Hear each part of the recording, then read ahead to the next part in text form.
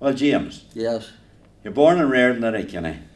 In 1931, if I lived the 28th of February, I'll be 80.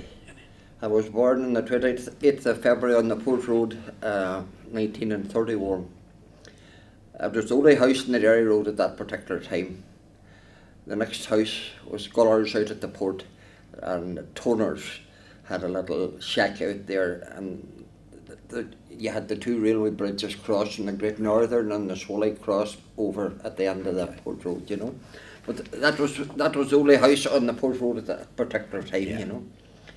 And the one we had a wild pile of land attached, about 25 acres. That's where the Tex built the day, the regional. Yes. I don't want to do anybody any harm, no. But that Derry Road was all claimed back from the Swally. Right, yeah. And I mind getting a feel one time. I told my father, you see, in those days you had to make an account of all your services to your father before you done it. I was an only son, and you couldn't do nothing without consulting with your father, do you see? So I was getting this field, 5 acres, £700. And he looked at me. He says, do you not think you have enough of water without buying more water? That was all claimed back from the Swally, and in the winter time, from there to Bunnygee, the people had to be taken out in boats. Right. And Neil T. Blaney, when he was Minister of Local Government away back in those early years, he got a scheme left out for it, and it was drained from New Mills right down to the Big Isle at Manor, and that's reclaimed all that land that everything's built on today in the Neil T. Blaney Road. It might well be called for him, because there wouldn't have been a hen house on it if it hadn't been for Neil T., who got, the scheme must have lasted a couple of years, dredging it from New Mills right, and all outlets that led into the Swally was all clean too. So that's why I'll never worry about it, but I would say in the years ahead, the Swally could take back a lot of it again, you know what I mean? Pleased to meet you, Tony. My name is Johnny McCollum. Thank you very much. And you're Tony Wells. That's right. Tony, you're originally from County Mayo. I originally was born in 1921, November 21, a place called Balmullet in County Mayo. And when I was a young fella then, I went away to England in 1942. And I went to a place called Surbiton, which is outside London, Surrey. And I worked with a firm there called the SWAEC, Surrey War Agricultural Executive Committee. And as I was a driver, I got an army lorry, and I drove prisoners of war to work, mostly Italians down there. And I stayed with them all day in different farms all over Surrey. I forget the names of the places now, but there was several places, even the Hogs Back Road out towards Portsmouth. I was out there several times, and I drove to different farms every week, and left them back in their camp at night time, took the truck home with me, lived in a camp along with 80 or 90 other Irishmen. They also worked out in the farms. And then I spent about a year and a half at that. Then I went to London, and I worked on the buildings, I worked on the trenches, fixing roads, laying pipes along the main roads and digging holes. And it was a tough time. And I worked with Tash McGinty, Ginger Lowry, I forget the other names of the contractors. We had very poor accommodation. We lived in a place called Kilburn, and Quex Road. We went to Mass in Quex Road, and we were having our drink in the Spotted Dog in Wilson Green, and was to go to all the Irish dance halls, the Crown and was it Galtymore going there? Galtymore, yes, and I forget the names of the other places. This is a song about Letterkenny. I mean, it's about Letterkenny, and it was written by a Letterkenny woman. And the story is this. In 1910, just over 100 years ago, a young woman called Teresa McMonigal, in not very good circumstances, as was true in those days, lived at 70 Lower Main Street, Letterkenny. Her brother lived further down the street, in fact, down near Ballymacool, with his family there. And Teresa decided she was going to go to Australia. And was the custom in those days, she organised a convoy to be held on Salahgreen Bridge the night before she left to go to Australia. And on that occasion, she appeared at the convoy, complete with a poem that she had written for the occasion. And the song I'm going to sing a bit of during this interview is actually the poem that Teresa McMonagall wrote and recited the night before she went to America. She went to America, and I beg her pardon, she went to Australia. And in Australia she was quite successful, and she returned to Ireland, to Donegal some years later, and she opened a boarding house in Rathmullen and was quite successful there and lived there till she died. Now, an interesting bit of this story is that last week, exactly 1 week ago today, I was asked to say a Requiem Mass in the cathedral here, and the Requiem Mass was for a man called Patrick McMonagall. And as it happened, he was a nephew of this Teresa McMonagall. We buried his ashes in Cornwall graveyard last week. But the interesting thing is this: he came back to Ireland also in the year 2000 and was here for the Letterkenny Festival 2000. And I was singing that night in the Greenan Theatre along with Bridie Kelly. And I sang this song and told the story. And at the interval I was standing in the foyer, and this elderly gentleman came down to me. I say elderly because when he died last week he was 91. He came up to me and he had tears in his eyes. And he said, "That song was about my aunt, my niece," he said. "But I didn't know she had composed the song. I knew she went to Australia. I didn't know she had composed the song or the poem," he said. And I was very touched by it. And that was the connection, as a consequence of which I was photographed with him in the Letterkenny Annual. And then he remembered me ever afterwards, and he asked if he could be buried in Letterkenny, and I was asked to do the funeral, which I did with great pleasure. That's roughly the story of the song.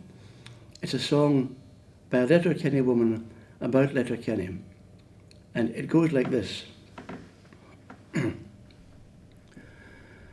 "Farewell, friends, I'm now going to leave you. My ship, it is out on the bay. I have 12,000 miles to travel to a beautiful land far away. I trust there is wealth there before me, that gold may be lying in store, but I'll never forget that I'm Irish and born along Oxley shore." In 1946, I inherited this place here, and I was up and down here then until I built the house here. I fully intended to get established here. And I had an uncle contested the wall with me here, and I had to pay the court that went before the circuit court. Pa Donald, God rest the man, was my solicitor. And Dr. McGinley, I was taking my uncle to Dr. McGinley every time I go home from Scotland. And Dr. McGinley was attending to him until he went down to Dunfanaghy. He didn't live more than a week down there altogether. He was only 62 when he died. And I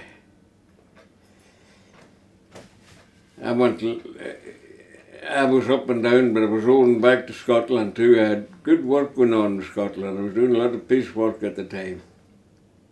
And I started to build the house here in 1958. I got married here in 59.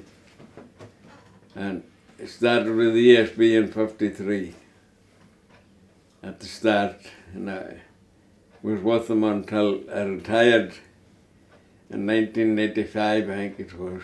When you started in 1953, Aye. what did the lights go off the main street in Letterkenny at 12 o'clock at night at that time? They could have done, aye, I would say they did all right. So there were no lights worth in it at the time. only a lot of lights on the main street. There were just a couple of men working in Letterkenny. Paddy McElroy was there. He was the electrician. He was about ready to retire. And Vincent Cunning, God rest him, there's two of them dead. Vincent was a Clare man that was there, a big tall man. He lived down in Rosemount. Very nice man. I suppose we all remember, the Pattersons as, well, the first time we saw the Pattersons was appearing in public was, suppose, in the Fiesta. Yeah. For the Fal Mulroney concert. That's right. But what's the background to all that? How did Well, that all build up? I'll tell you how it started, Jim. We didn't have very good RT. We moved when my father was working at the station. He built a house out in Gortley. So we moved out to Gortley because he figured I'm going to be here for the rest of my life, so we built a house. Right. And Leslie Fenton, the electrician, was next door, and then Danny McGlinchey's was next door to that. And we were invited over to McGlinchey's one Christmas to hear Tommy Fletcher, Okay. who was appearing on the Late Late Show. All right. And we went in and we watched Tommy singing Mother McCree with his piano, and then we listened to him singing beautifully, A Brown Bird Singing by the late Hayden Wood, as he described it, with the full orchestra, the RT orchestra. And it was beautiful. Father Mulroney was there, and we pulled out our little guitar then, and we were singing, and Father Mulroney said, I'm running a concert for the cathedral. Mm-hmm. We want to put a new roof on the cathedral. And it's on a Sunday night in October, and 4 prods agreed to sing for the Cathedral Fund on a Sunday night. I mean, blasphemy, all is blasphemy. But that was Think about it. We're actually trying to raise funds again for the. I know, the wheel is now complete, full circle. Yeah.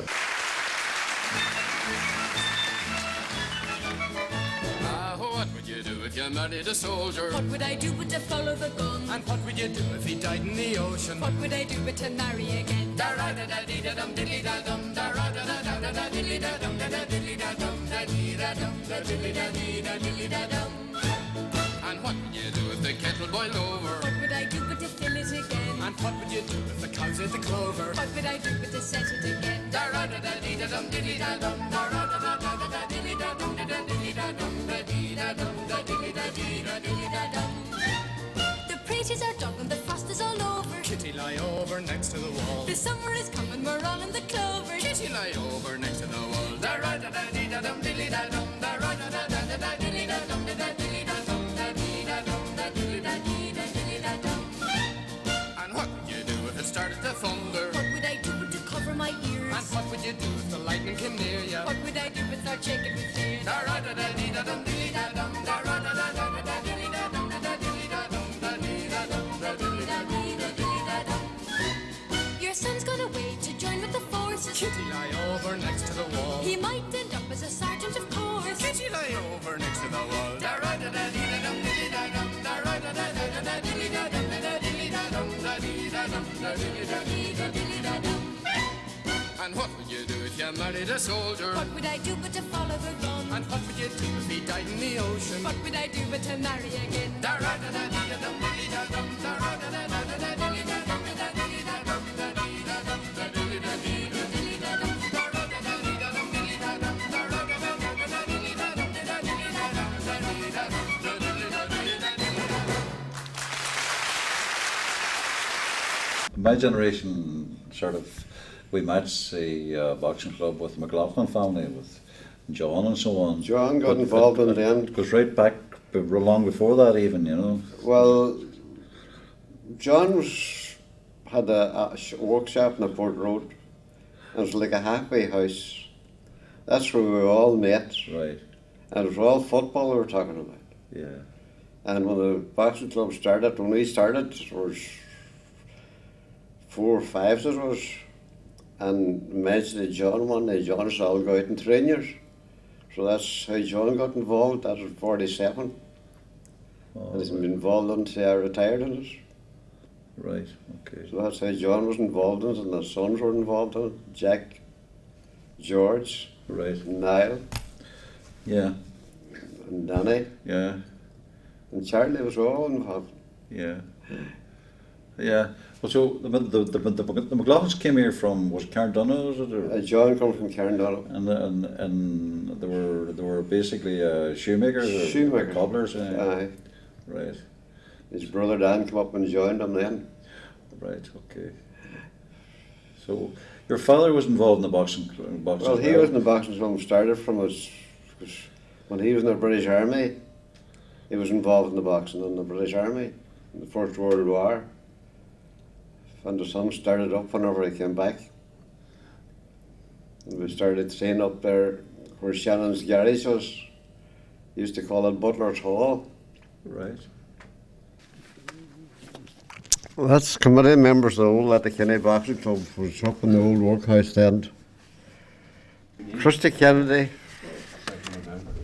Tommy Nee, John Sweeney. Your man, his sons played for Roscommon. What's it called him? John McLaughlin, Matt Wilson, and myself. What did you win there, all Peggy? Donegal Championship. Right. And ordinary tournaments. It'd be 52. 52. What weight did you box back in? Light. So, somebody told me about this great doctor in Billy Kelly.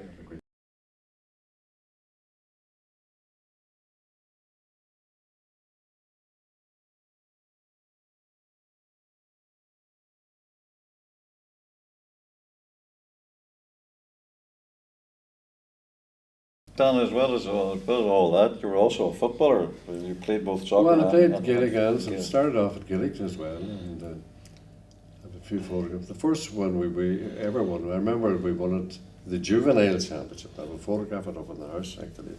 Just looking at it today, 8 of the members has all passed away from that team. It was prior to the day St Eunan's beat Gweedore in the final in the O'Donnell Park. I remember Sean Curran getting the winning goal for the senior team in the last minute. But that was the first time I ever won. I still have the medal, believe it or not. I always keep these mementos. And then the following year we beat Ardara in the final in the juvenile championship in Ballabafay. And then we went from junior then to minor. And I played for the minors then. But I was playing it was a 7-a-side tournament in soccer out in Churchill, and I was playing for the Letterkenny crowd. And at that time, if you're caught playing soccer, you'd be banned. And true enough, 2 of us were playing for Letterkenny and the soccer, and somebody spotted us and reported us, and we were due to play Gweedore the following Sunday in the minor final, and we were dropped from the team. And I took up then the soccer. I never played Gaelic then after that. Played then when I went to college, all right. Because they only played Gaelic football in St Eunan's at that time. There's no such thing as soccer. But then I played soccer and I played for, at that time it was Letterkenny Crusaders. I don't know what they call the Letterkenny Rovers today. Letterkenny West End. This is a picture of 2 Letterkenny priests who went to Korea in 1935. Father Eugene Dawson and Father Dan McMenamin. Father Dan McMenamin was a brother of my mother's, Maggie McMenamin, who was later become Maggie McTague, and they lived on Mount Southwell in Letterkenny. And they went out to the missions in Korea in 1935, but sadly Father Dan died in 1938 after a short illness. And at that time he was well respected and had formed a lovely choir out there along with the children. And the bishop at that time sent this lovely letter to all his family in Letterkenny. That is my mother, and he had 3 brothers, Jim, Willie and John, and he had 3 sisters, Bridie, Annie, who taught us in Loreto Convent, and May, who was married to a man called McLoone in Glentis, James McLoone, and he was a teacher in Glentis. So each of them got this letter, and last year I got a copy of it and I sent it to all my cousins at the Times. So I'll just read you the letter that was sent by Francis Kim, who was the bishop of that place at that time. Father Dan McMenamin died on the 8th of December 1938. Francis Kim, who lived in Changsong and had given the piece of land on which they were building Dan McMenamin's church, wrote a letter which he asked to be translated and sent to the dead priest's family in Donegal. The members of St. Columba's Society scattered over the world, and you, his brothers and sisters, will lament him all the more because we cannot comfort you. But even though we live far apart, do we not worship the same God? Are we not partakers of the same sacrament and branches of the same vine? Praying with the same mind and heart has given us communion of heart, to which his death has added communion of tears. His body, reared in Irish soil and laid to rest on ours, has linked our countries. His missionary labours have not ended with his death. His death has moved us more than 1,000 sermons. His grave on the mountainside overlooks Quangu Church. On Resurrection Day, his eyes will light first on this place where he worked. He was ours in life, and he is ours in death. We will tend his grave. Have no fear about that. May his soul rest in peace. That's Father Padgene Dawson there. He'd be an Uncle Pat Dawson and Michael Dawson at Letterkenny. And that's Father Dan McMenamin, the last on the rear at the back. And that photograph was taken of the missionaries that went to Lourdes in 1935 and from all different parts of Korea at that time. I had the pleasure, and some of my friends, Billy Patterson, Margaret Dunn and Mary McBride, having appeared in many concerts with the late Father Tommy Doherty. And I remember one time we were appearing in Sligo for a very good cause concert, and he sat beside me in the car going up to the concert, and he wrote this while he was sitting beside me. And this is what he read out before we started the concert. Here we are, here we are, here we are again. We've returned because of your encore. It really boosts our ego when a mighty town like Sligo invites us back once more to regale you. So we're here, yes, we're here. And before we start, I'd like to wish you from my heart a céad míle fáilte to our show by the Carousels, whom you will know, when I introduce them as best I can to Margaret and Mary and Billy and Dan. To keep them from singing too high or too low is a job of our ex-accompanist Joe. Mary's the blonde one, as you can see. Dan's tenor voice never fails to please. He's the tall one because he has to reach the high C's. While Billy already has achieved highest fame, didn't he lead the Pattersons to worldwide acclaim? By Margaret Dunn, I've already been warned, if you mention my name you won't go unharmed. So there's nobody left, yes, there's me, and I'm always thrilled to be their MC, especially tonight for a very good cause. So now, sit back, don't stint applause, 'twill show you've overlooked the flaws, of which there may be some, says Joe, but even so, on with the show. And he wrote that, as I said, going up in the car beside me, so it just shows you the wonderful talents that man had at that time.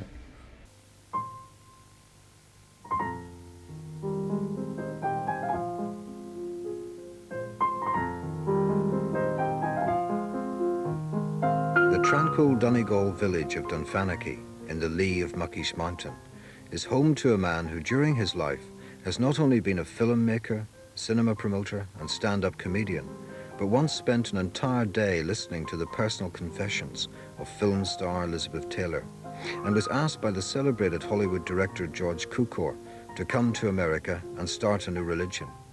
All the more amazing when you realize the gentleman in question is a Roman Catholic priest, Father Tommy Doherty. Well, when I got interested in films first, I was only about 5 or 6 years of age in a little town called Ramelton, where I was born. And the great event in that town each year was the coming of moving pictures, the Daniels show. And the projector was erected up in front of the screen. The hall was packed because everybody was excited, standing for an hour outside the hall and waiting to get in to see these things moving on the screen. And I remember one film was called The Voice on the Wire. And there was great excitement at that because it cost 2p to get in. And you know, we hadn't a very good way of getting tuppence every night, but the serial it was, and each episode was very, very thrilling. And come tomorrow night to see how this, the perils of Pauline, I remember that. And she was at one stage tied to a stake on top of a pier, and then it showed the rats coming up underneath the pier, and come tomorrow night, what is going to happen, Pauline? And then coming out the door, a girl at the door belonging to the company gave you a glossy picture of Pauline. And I remember taking that to bed with me and wondering would she be alive the following night. So that was the thrill I got at that time. And this, I used to call over to the hall when he would be making up the films, and some way or other I got the smell or the aroma of celluloid, and I suppose it never went out of my veins after that. People from all over this beautiful county of Donegal, and of every persuasion, have come together tonight in Letterkenny, here in this magnificently restored cathedral, to sing their choice of hymns, beginning with Holy God, we praise thy name.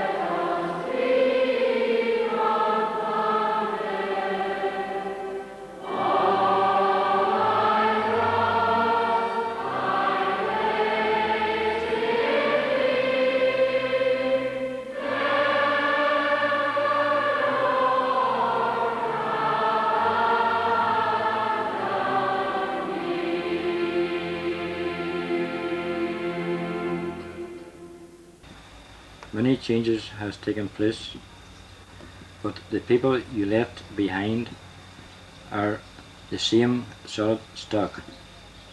And on their behalf, and on the behalf of the new Letterkenny people, I welcome you all most sincerely. I hope your stay is a pleasant and relaxing one, and if it is a long time since you've been home, I hope it will not be as long again. We are delighted to have you and hope you are enjoying our company as much as we enjoy yours. So this is the end of our speech. All I have to say now is God bless you. Céad míle fáilte.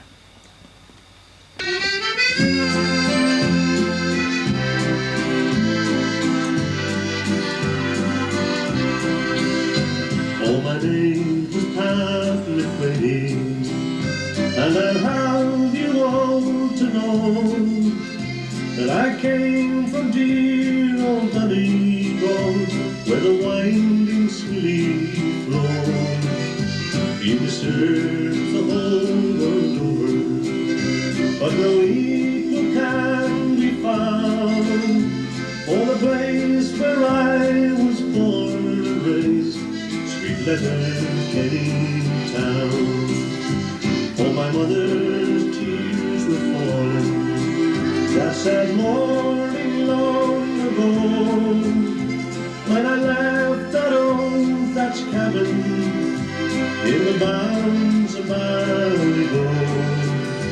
Oh, my son, save up your money, I'll Ireland there look down, but be sure someday that you return to Letterkenny town. When the golden sun was setting o'er historic Santry Hill, it illuminates the valley from Crocanart to Knockaglen, and old Manor over Swilly glistens brightly in the sun. Oh, it's then I love you best of all, sweet Letterkenny town.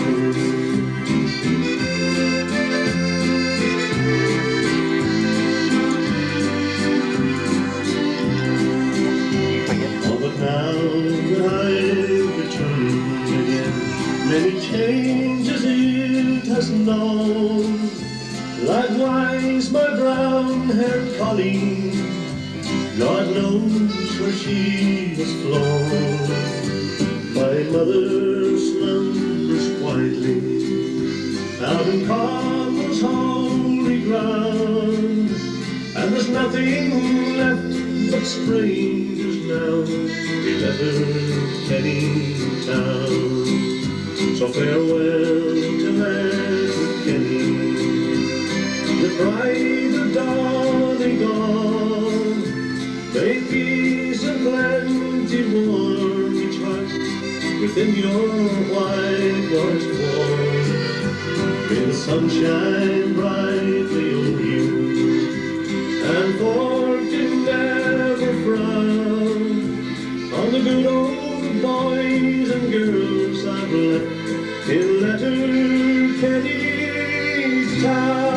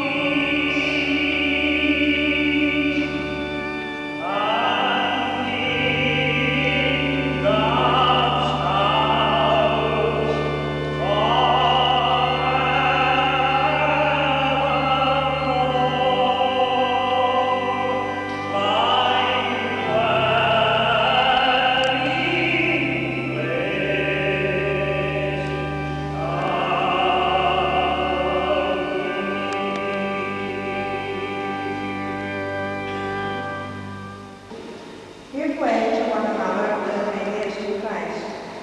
Wives should regard their husbands as they regard the Lord, since as Christ is head of the church and saves the whole body, so as a husband the head of his wife, and after should submit to Christ, so should wives to their husbands in everything. Husbands should love their wives just as Christ loved the church and sacrificed himself for her to make her holy. He made her clean by washing her in water with a form of words, so that when he took her to himself, she would be glorious, with no speck or wrinkle or anything like that, but holy and faultless. In the same way, husbands must love their wives as they love their own bodies. For a man to love his wife is for him to love himself. A man never hates his own body, but he hates it and looks after it. And that is the way Christ treats the church, because it is his body, and we are his living part. For this reason, a man must leave his father and mother and be joined to his wife, and the two will become one body. This mystery has many implications, but I am saying it applies to Christ and the church. This is the word of the Lord.